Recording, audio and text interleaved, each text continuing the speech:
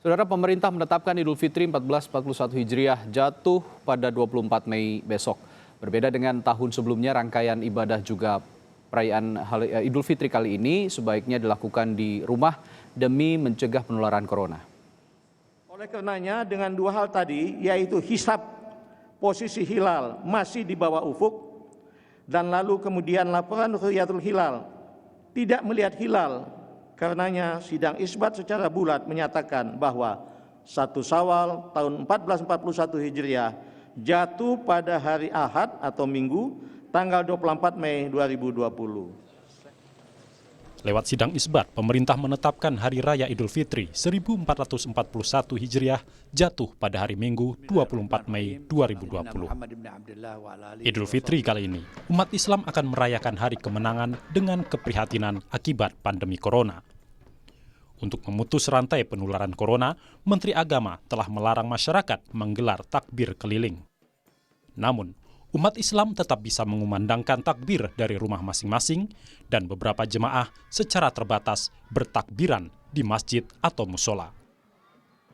Dalam sidang isbat, Majelis Ulama Indonesia kembali mengingatkan seluruh umat Islam Indonesia yang berada di zona merah corona untuk melaksanakan sholat Idul Fitri di rumah masing-masing sesuai fatwa MUI nomor 28 tahun 2020. Agar kita melaksanakan sholat Idul Fitri di rumah masing-masing. Hal ini untuk menghindarkan kerumunan dan mengantisipasi agar kita ke depan ini dapat menekan dari merebaknya wabah corona ini. Imbauan Majelis Ulama Indonesia sejalan dengan imbauan pemerintah. Pemerintah meminta supaya masyarakat dalam merayakan Idul Fitri dilakukan di rumah, tidak di masjid ataupun di lapangan terbuka.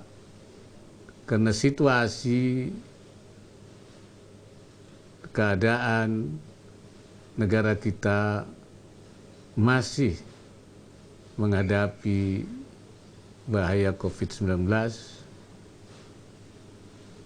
Oleh karena itu, masih perlu adanya mencegah terkumpulnya massa yang banyak. Berdasarkan fatwa MUI tentang tata cara sholat Idul Fitri di rumah, sholat Idul Fitri berjamaah dapat dilaksanakan minimal 4 orang, yang terdiri dari 1 imam dan 3 makmum, sedangkan jika jumlahnya kurang, maka sholat dapat dilakukan sendiri atau munfarid. Perbanyak takbir, tahmid, dan tasbih sebelum sholat Idul Fitri. Selanjutnya, membaca niat sholat Idul Fitri 2 rakaat. Pada rakaat 1, takbir sebanyak 7 kali di luar takbiratul ihram. Dilanjutkan dengan membaca surat Al-Fatihah dan surat pendek Al-Quran. Lalu ruku, sujud, duduk di antara 2 sujud, dan seterusnya. Pada rakaat kedua, takbir sebanyak 5 kali di luar takbir saat berdiri. Dilanjutkan dengan membaca surat Al-Fatihah dan surat pendek Al-Quran. Lalu kembali ruku, sujud, duduk di antara 2 sujud, dan seterusnya hingga menutup sholat dengan membaca salam.